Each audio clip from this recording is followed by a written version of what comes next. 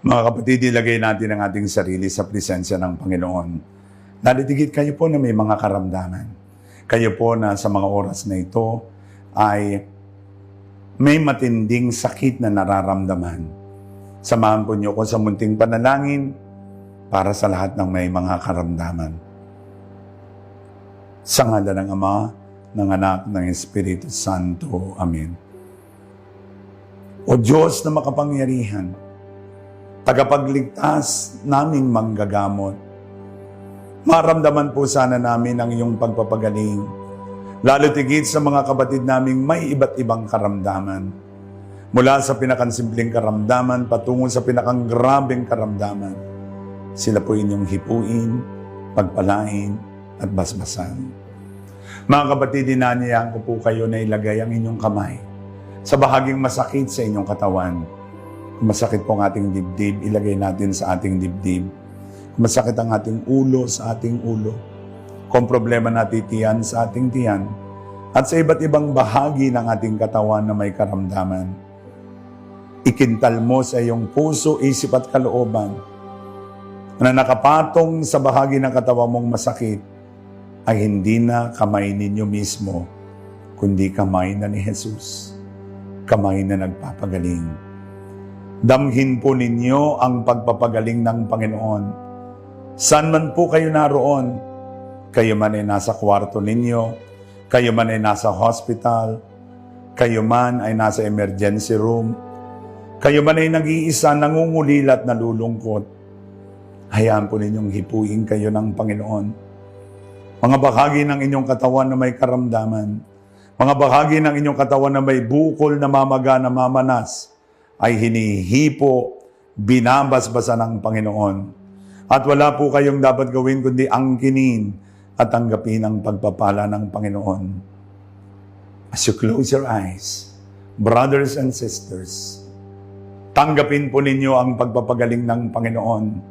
Damhin ang init na bumababa mula ulo hanggang talampakan. Pinagiginhawang bahagi ng inyong katawan na may karamdaman. Lalitigit kayo po na may cancer. Huwag po kayo mawala ng pag-asa.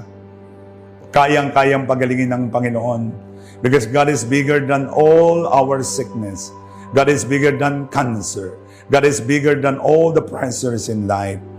God is bigger than all the storms in our life. Ang kanyang pangalan ay si Jesus, ang dakilang manggagamot.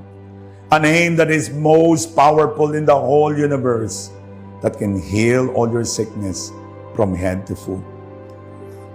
Pinagagaling niya ang inyong mga matang nanlalabo, dala ng katarata at glaucoma. Pinagagaling niya ang inyong taingang nabibingin na at may ringing ears. Pinagagaling niya ang inyong lalamunan, laryngitis, pharyngitis, tonsillitis, acid reflux. The Lord is healing your high blood pressure, high uric acid, high cholesterol count, high sugar count, high creatinine count, epilepsy, Parkinson's disease, asthma, emphysema, pneumonia, tuberculosis, acid reflux. Mga kapatid, do you have anxiety attacks? Do you have insomnia? Mga kapatid, ikaw ba ay may phobia? Ikaw ba ay may kinatatakutan? Ikaw ba ay hindi makatulog? Are you stressed out? Are you tired? Are you bored? Are you homesick? Nangungulila ka ba? Are you in pain? Allow the Lord to touch and heal you right now from every pain that you have, from your head down to your toe.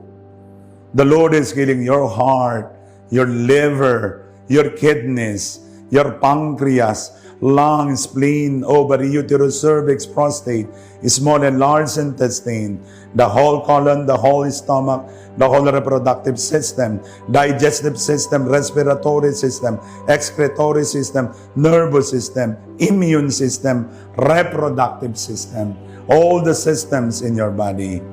Pinagagaling ka at pinalalaya from your stress, depression, oppression, financial problems, relationship problems. sa lahat ng inyong karamdamang tinataglay. Mula sa pinakasimpleng karamdaman patungo sa pinakanggrabeng karamdaman, ay pinagagaling ka ng Panginoon.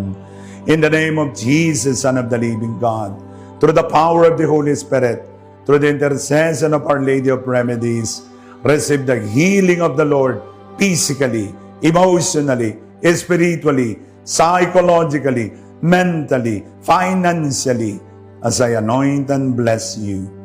In the name of the Father, and of the Son, and of the Holy Spirit. Amen. Mga kapatid, Mama Mary loves you. Jesus loves you. Amen and amen.